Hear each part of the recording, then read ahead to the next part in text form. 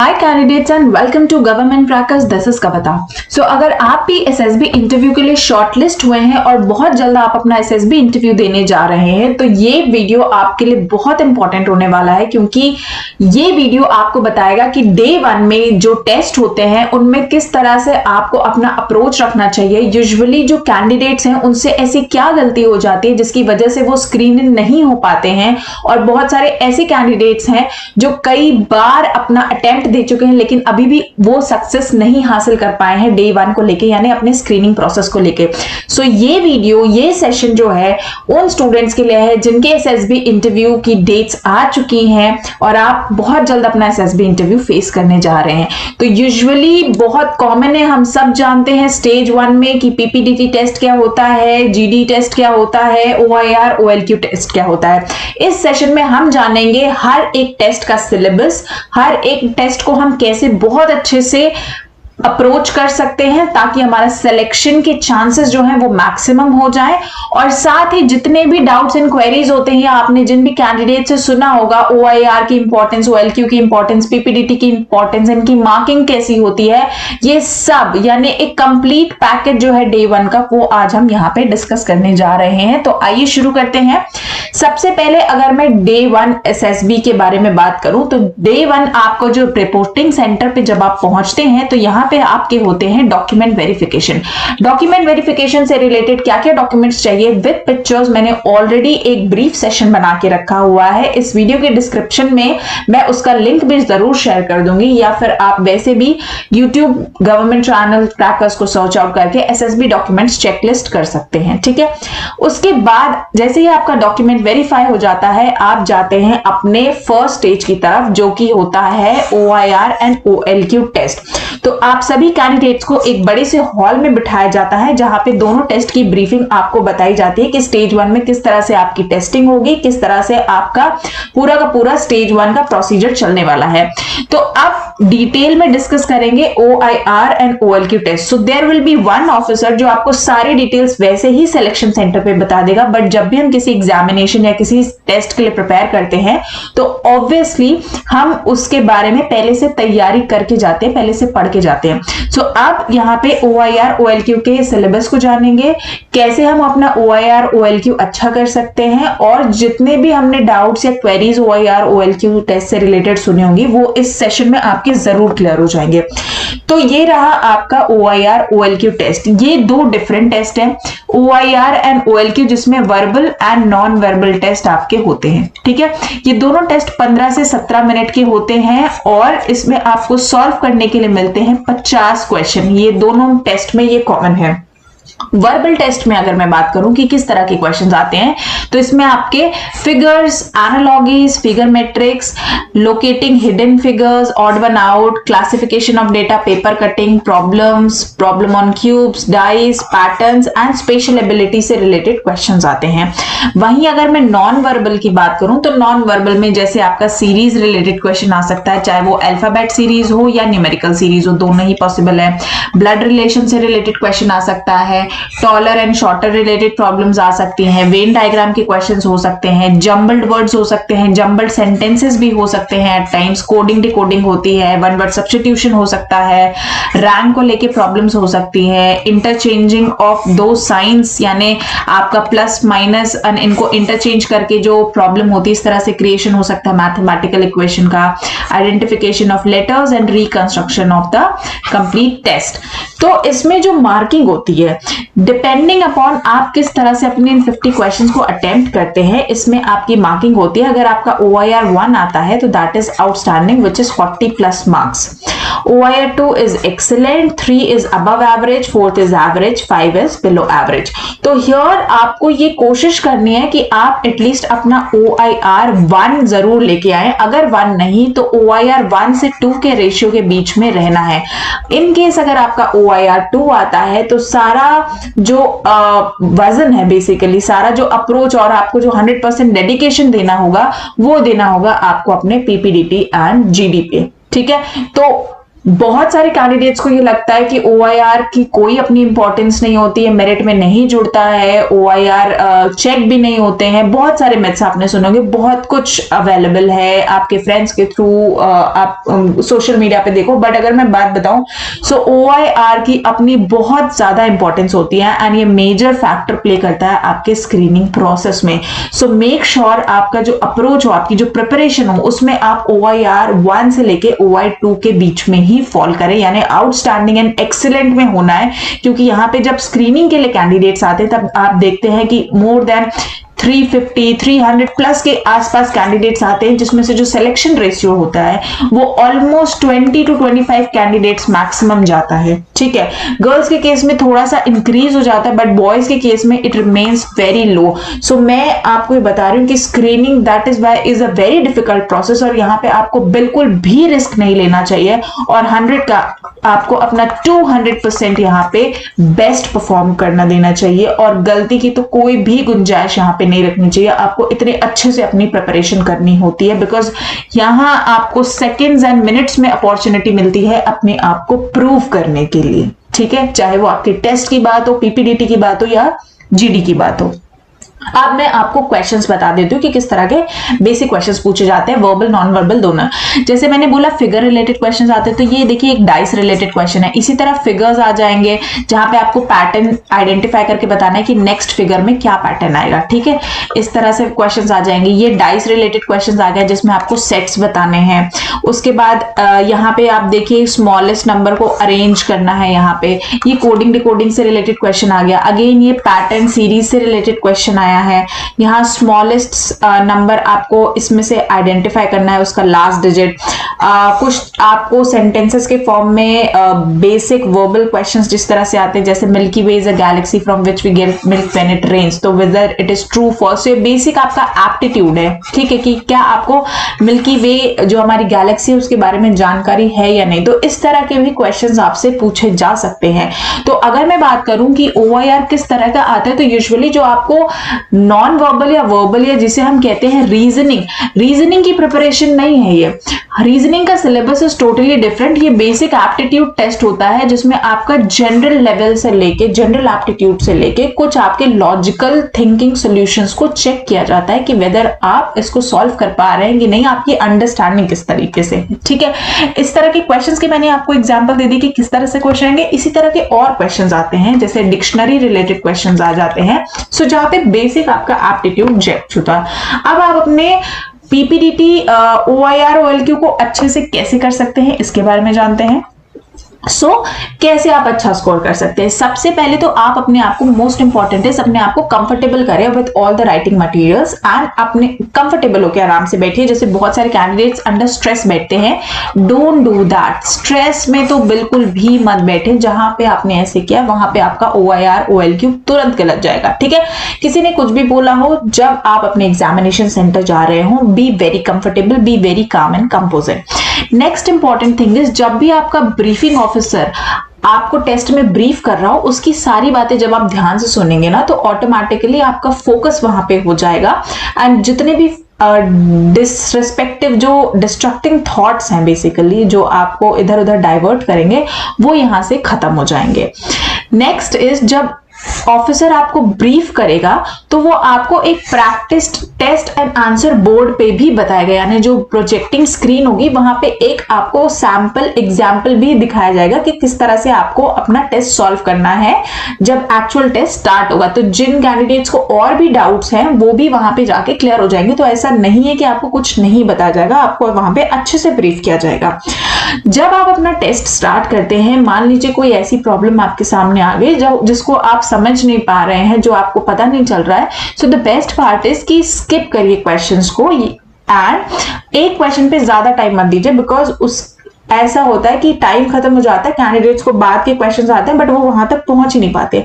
सो ज्यादा एक क्वेश्चन के पीछे टाइम वेस्ट नहीं करना है and maximum number of questions को अटेम्प्ट करने की कोशिश करिए, बिकॉज इसमें कोई नेगेटिव मार्किंग नहीं होती। तो जितने ज्यादा आप क्वेश्चंस अटेम्प्ट करते हैं उतनी ज्यादा आपकी प्रोबेबिलिटी बढ़ती है कि आप जो है हायर स्कोर करेंगे and rank 1 and rank 2 which is outstanding and excellent OIR ranking में आप स्टैंड आउट करेंगे।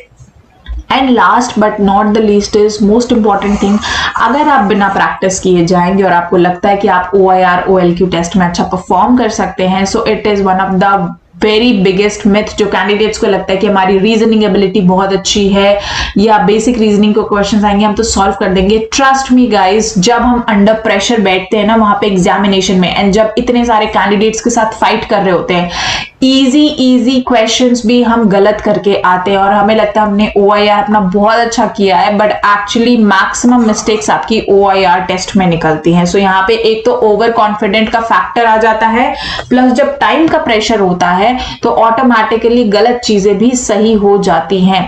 सो इसीलिए आपको विद टाइम जो है प्रैक्टिस करने की बहुत ज्यादा जरूरत है। नेक्स्ट आ जाते हैं आपके PPDT एंड GD पे। नाउ PPDT एंड GD में अगेन क्या होगा, ब्रीफिंग ऑफिसर आपको ब्रीफ करेगा दोबारा जब आपको सेटल डाउन करेगा, एंड स्क्रीन पे आपको सारे इंस्ट्रक्शंस भी डिस्प्ले होते रहेंगे। तो स्क्रीन पे बेसिकली इस तरह की एक शीट आएगी जिससे वो आपको एक्सप्लेन करेगा।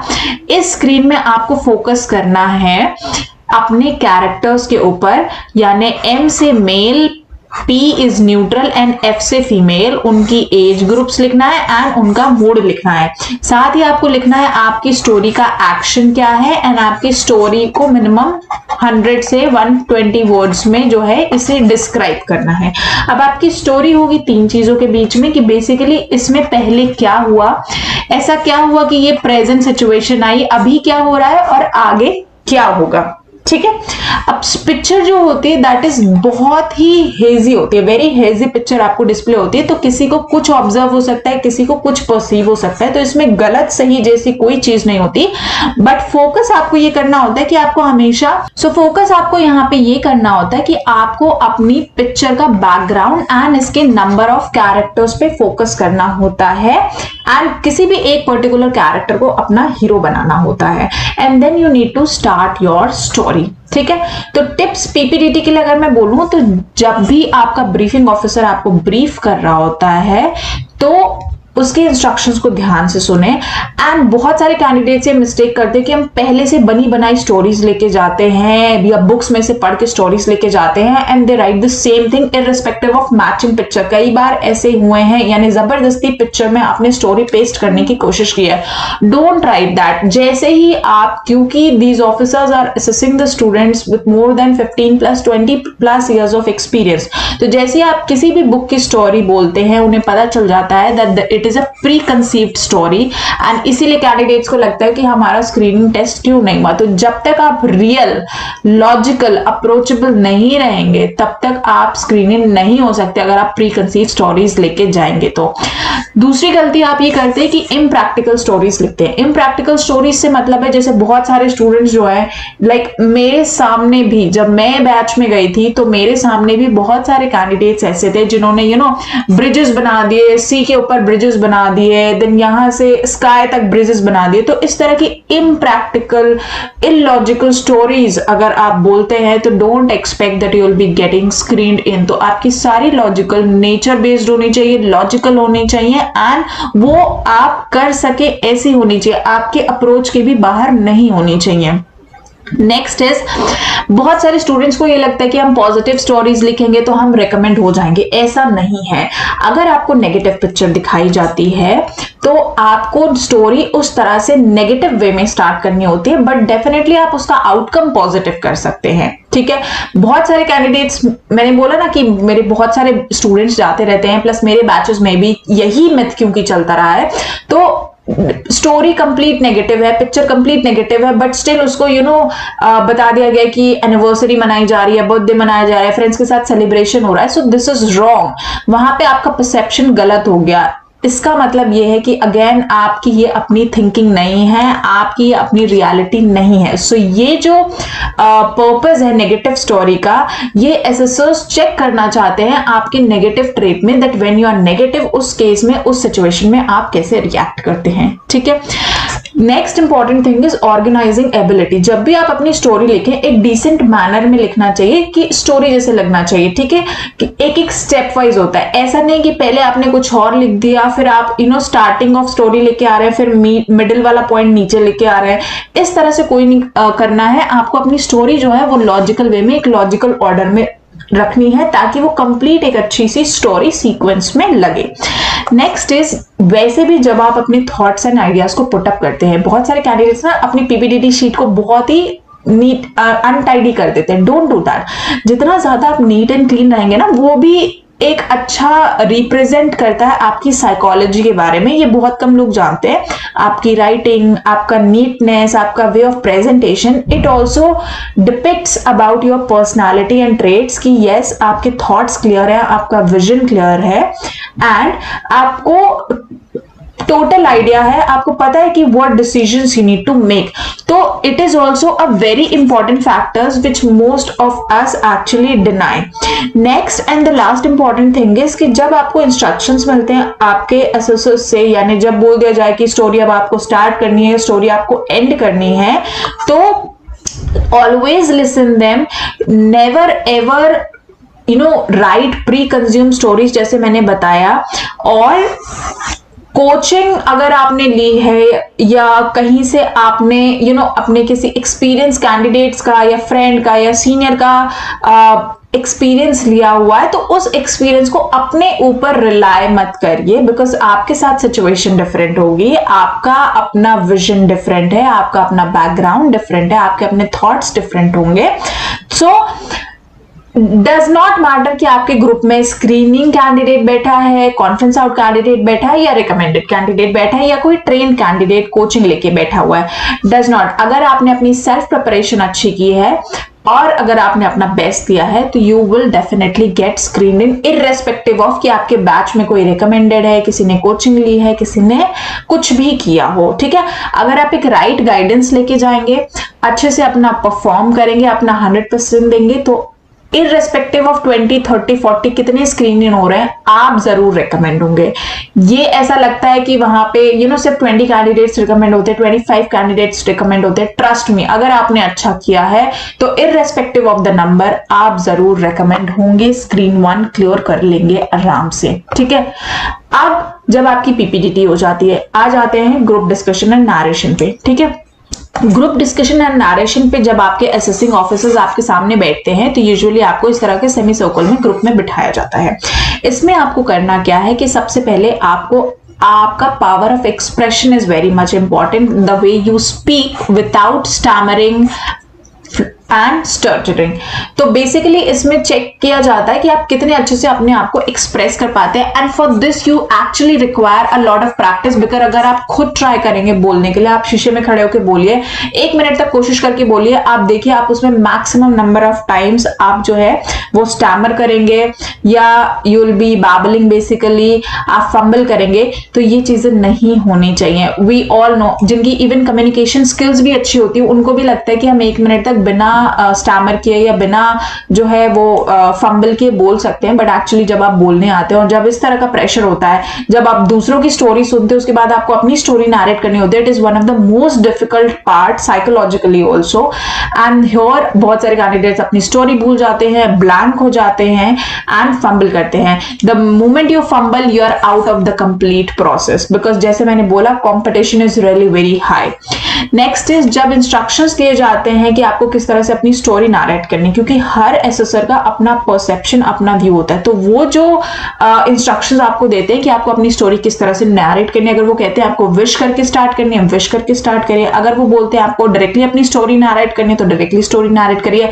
अगर वो कहते हैं कि मेंशन करिए नंबर ऑफ कैरेक्टर्स, उनका एज, मूड, जेंडर, तब आपको वो मेंशन करना होता है। So listen there instructions very very very carefully. ठीक है, ऑल्सो क्योंकि आपके पास सिर्फ 1 मिनट होता है, तो कभी कभी जितनी ही बड़ी हम स्टोरी लिखते हैं, it is not possible for us to narrate all that story. तो कोशिश करिए कि उस स्टोरी में से भी और उसको क्रिस्प करिए and to the point, major points आप अपनी स्टोरी बोलिए, सो दैट आपका वो 1 मिनट में स्टोरी कंप्लीट हो जाए। ठीक है, एंड अगर आपको टाइम बढ़ा दिया जाता है आपका टाइम, या आपका टाइम कम कर दिया जाता है, तो इट डज नॉट मीन कि आपकी स्टोरी जो है इंटरेस्टिंग नहीं है या ये एक पॉजिटिव साइन नहीं है. It totally depends upon the time, the current situation.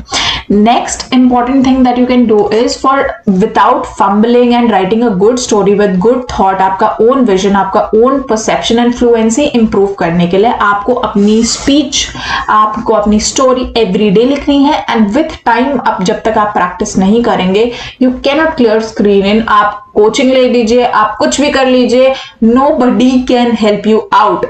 Make sure and mark my words, ये एक्चुअल मैं आपको फीडबैक बता रही हूं. जब तक आप खुद से नहीं करेंगे, आप पीपीडीटी एंड स्टेज 1 अपना क्लियर नहीं कर सकते हैं. ठीक है. पावर ऑफ एक्सप्रेशन ये नहीं कहता कि आपको इंग्लिश में ही बोलना है. यूजुअली जो प्रेफर्ड लैंग्वेज है वो इंग्लिश है, बट ये भी क्वेश्चन आते हैं कैंडिडेट से कि हम हिंदी में बोल सकते हैं कि नहीं. तो अगर आपका बैकग्राउंड ऐसा रहा है कि अगर आप हिंदी मीडियम से हैं तो डेफिनेटली आप हिंदी में भी बोल सकते हैं, या इंग्लिश में बोलते बोलते अगर आप कहीं फंस गए हैं और आपको कोई वर्ड नहीं आ रहा तो उस वर्ड को आप हिंदी में बोल के दोबारा से आप इंग्लिश बोलना शुरू कर दीजिए. ठीक है. गुड नरेशन इज बेसिकली जिसमें आपका बॉडी लैंग्वेज भी पॉजिटिव होना चाहिए. तो बैक आपकी स्ट्रेट हो, पोस्चर्स आपके गुड हो, हैंड मूवमेंट्स बहुत ज्यादा नहीं होने चाहिए. एंड जो इंस्ट्रक्शंस उन्होंने दिए हैं, जब भी आप बोले तो आपका फेस स्माइलिंग होना चाहिए, आप आई कांटेक्ट कर रहे हैं अपने ग्रुप पीपल के साथ, एंड आपका बॉडी लैंग्वेज, बॉडी पोस्चर जो है करेक्ट है. मेक श्योर आपका आई कांटेक्ट या आपका जो थॉट प्रोसेस है, एक्सप्लेनेशन है, वो आपके एसेसर्स की तरफ नहीं होना चाहिए, बिकॉज वो पहले ही आपको इंस्ट्रक्शन देते हैं कि आपको with in the group discussion करना होता है. दिस मीन्स कि जब आप स्टोरी बोल रहे होते हैं तो आपको अपनी एसेसर्स की तरफ नहीं देखना होता है. ठीक है. तो ये मैंने आपको डिटेल बता दिया गुड स्टोरी, ग्रुप डिस्कशन के, पीपीडीटी के, OIR OLQ टेस्ट के syllabus, approach, strategy, methodology, negativity strategy, सब कुछ मैंने यहाँ पे आपको एक्सप्लेन कर दिया.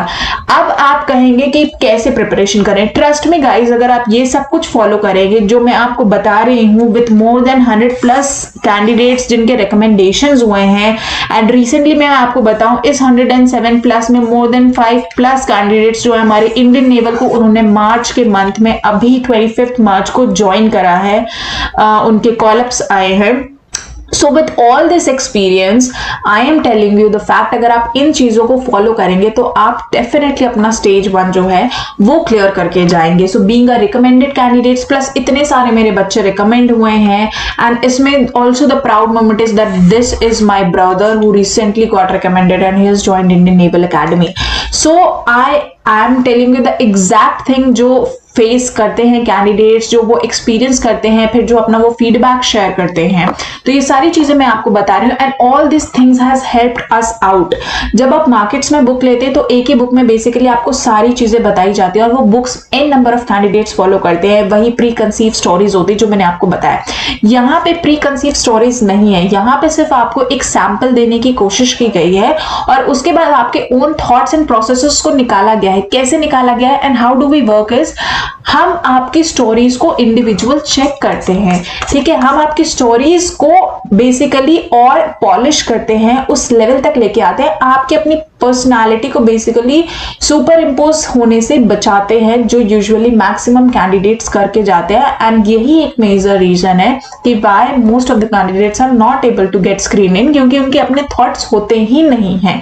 तो अपने थॉट्स होना बहुत इंपॉर्टेंट है. हाँ, अपने थॉट्स में मिस्टेक्स जरूर होती है, तो उन मिस्टेक्स को हम वेरीफाई करते हैं, हम हेल्प करते हैं आपको कि किस तरह से आपकी स्टोरी, आपका पिक्चर आपकी पर्सनालिटी के साथ जाता है, एंड आप एक बेटर स्टोरी लिख के आ सकते हैं. तो ये करेक्शन इस साइकोलॉजी में, चाहे आप साइकोलॉजी टेस्ट के लिए प्रिपेयर कर रहे हो, चाहे SSB स्टेज 1 के लिए प्रिपेयर कर रहे हो, थ्रू आउट हर टेस्ट के लिए मैं आपके साथ हूं और मैं आपको गाइड एंड वेरीफाई करती रहती हूँ.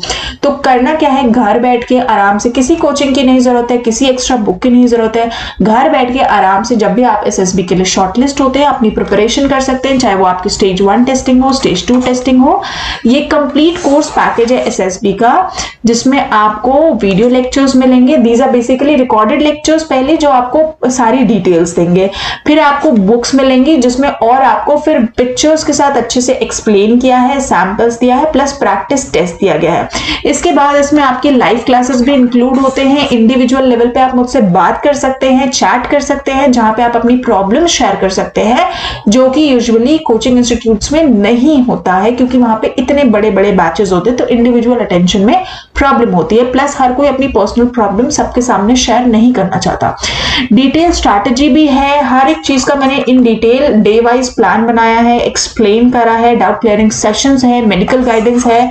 और जिस तरह से मैंने आपको कंप्लीट सेशन बताया, इसी तरह से आपको हर सेशन जो है वो मिलता रहेगा प्रैक्टिस करने के लिए।